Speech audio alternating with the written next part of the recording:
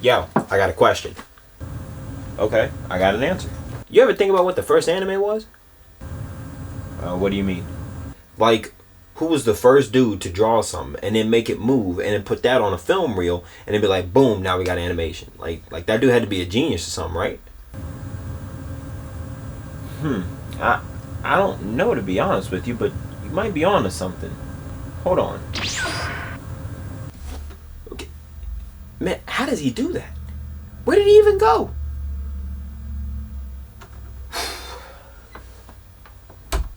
What's up, y'all? We're back with another informative video, and on this video we are going to go ahead and talk about what was the first anime ever created. Now, a little bit of a caveat to this situation is that I'm not going to figure out the first animation ever created. I'm going to figure out the first anime ever created, because quite frankly, animation has a long dated history that I just don't know of that well.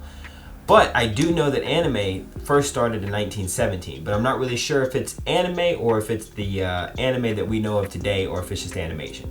So, you and I are going to go on this journey together, and we're going to figure out the first anime ever created. And you might be asking yourself, why do I keep saying the word anime specifically? And it's because I want to find the first anime which is styled, drawn, and just feels like the stuff that we watch today. Obviously, it's not going to be the stuff that we watch today, because we've seen, I mean, maybe 50 to 60 years of evolution inside of the industry to get to where we're at today. But what was the first one that started us on this path?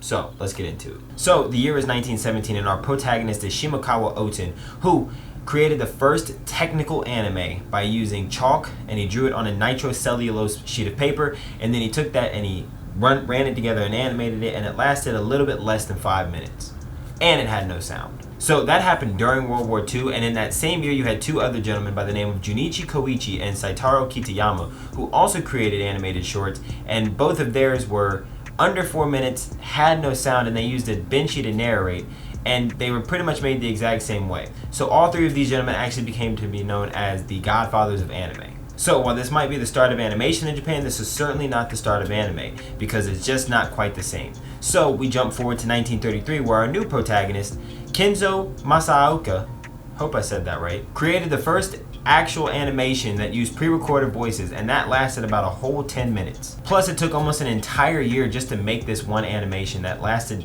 all about 10 minutes long. So he started it in 1932, ended it by 1933. And by 1934, he had been the first one to animate using cells. And real quick, if you're not sure what cells are, basically they're just a transparent sheet of paper that is put over top of another paper, and when you draw on that paper, it bleeds through to the paper underneath it. And then what they would do is they would draw, let it bleed through, and then they would paint what's underneath it, and then they would put the cell back over top of it, so that way they could have it with no color and with color, and they could tell what it looked like and what it needed to be like. Simple, sort of. And now we're going to go ahead and move into the 1950s, and we are post-World War.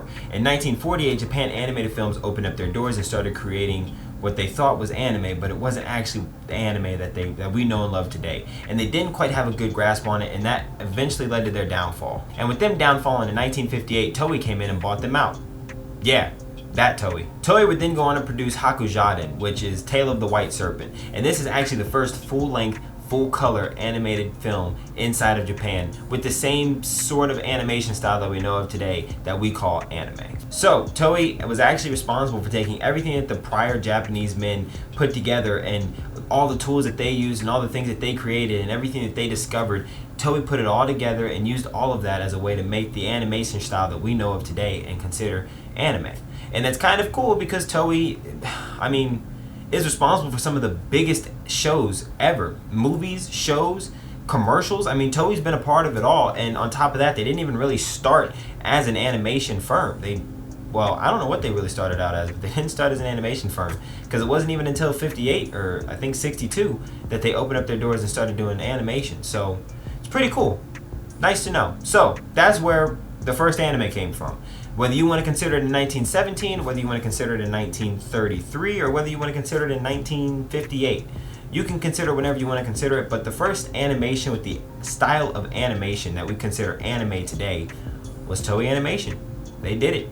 So if you learned something new, let me know. Like, comment, something. Just, throw something in my face. Make me feel good about myself. That's it for me, y'all. I've done all that I needed to do here today. I've informed you, so you go inform other people. And that's it for me. I'm Kev, and I'm out. Peace. Tryna be nice, baby you nice, but it ain't right. It ain't gon' work, I ain't gon' fight. Ay. Tryna be nice, take no chance, I'm holding my dice. I'm not cold, but I'm sipping on ice. Ay. It's gon' be all cool, I do not want you, I just don't wanna be rude. You ask, do I think you cute? You so sweet like fruit, but I don't think that's true.